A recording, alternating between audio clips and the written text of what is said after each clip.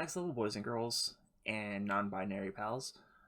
Today we are taking a look at my SNES EverDrive, and the reason we're doing this, is simply just for a quick video. I'm not looking into jumping right back into SA2 just right away. Instead, what we're gonna do is we're gonna look at something somebody made.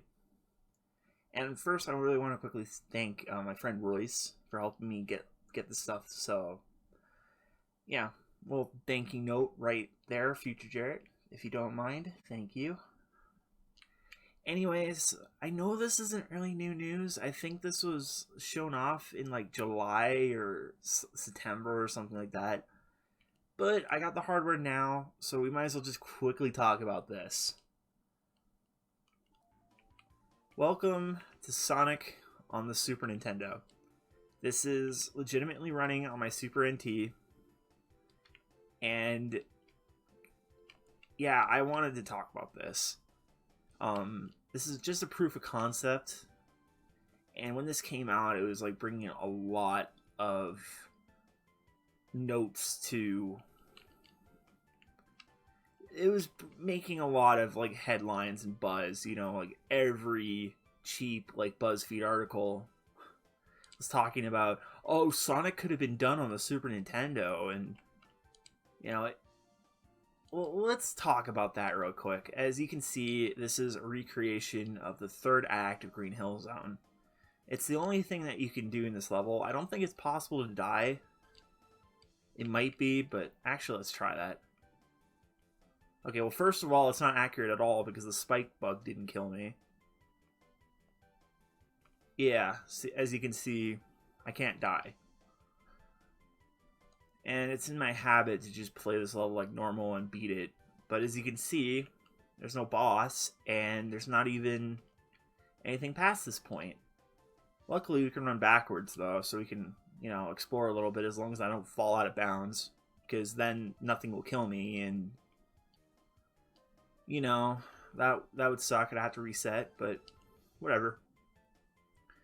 So, this is impressive. Don't get me wrong.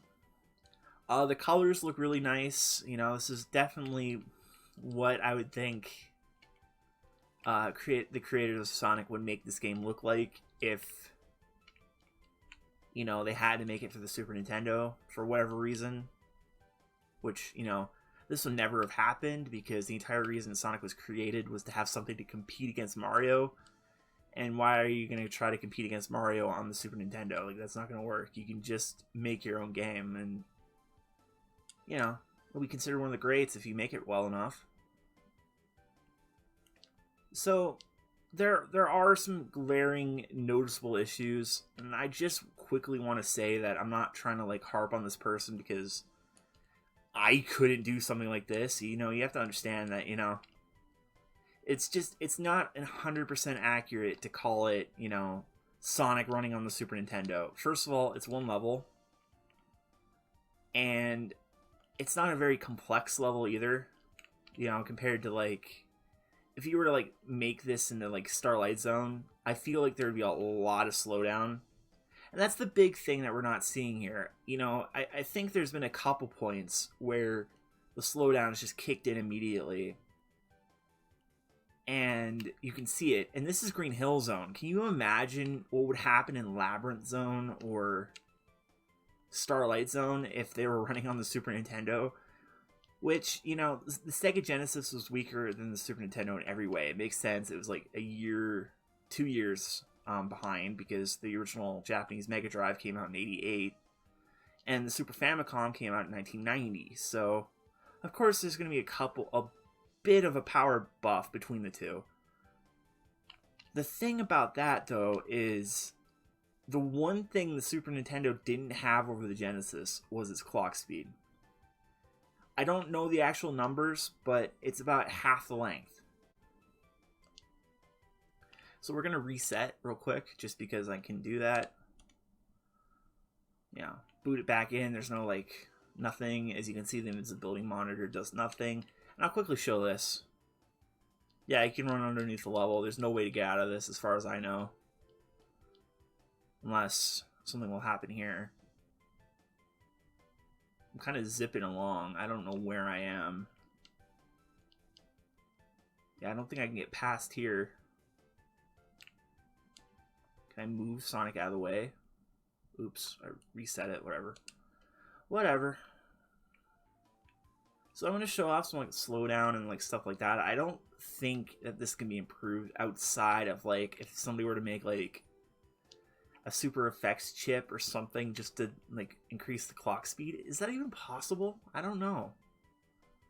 I don't think it would be, because I don't know if any of the effects chips, you know, the MSU, the super effects chip 1 and 2, or even I can't roll through that. Hang on. This happens at real Green Hill Zone though, so whatever. I don't know if one ever was just to boost the clock speed of the Super Nintendo, but maybe if that was a thing that they could do, then this would be possible. But to say that Sonic can run natively on the Super Nintendo without much issue, that's a bit disingenuous, and that's what I'm trying to combat against today. This is cool, don't get me wrong, and I think there's a similar thing for Mega Man X running on the Super Nintendo, or the Sega Genesis, I apologize. But I just quickly wanted to mention that I don't know how much further you can go than this if you don't include any enhancement chips, which I don't even know how you do that with an emulator. Because, I don't know, unless you were working with real hardware and tried to sell this, but then that's, I don't know. Would that be possible? That's a good question, because I know natively the Super Nintendo cannot run Sonic the Hedgehog. You know, another thing I can bring up, because I do remember this, is that the Super Nintendo's pixel display.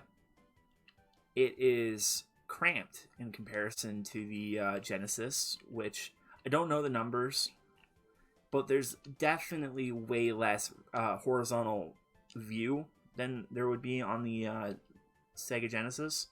So imagine, you know, people complain about playing Sonic all the time about how you can't see what's happening until like it's a second too late, unless you're playing the widescreen ports. But if that's the case, can you imagine playing it on this with even a smaller display than even the Genesis? That's why it's hard to say if Sonic would even have ever been a good game if it was on the Super Nintendo, because it was built to the Sega Genesis's strengths. That's just how it was.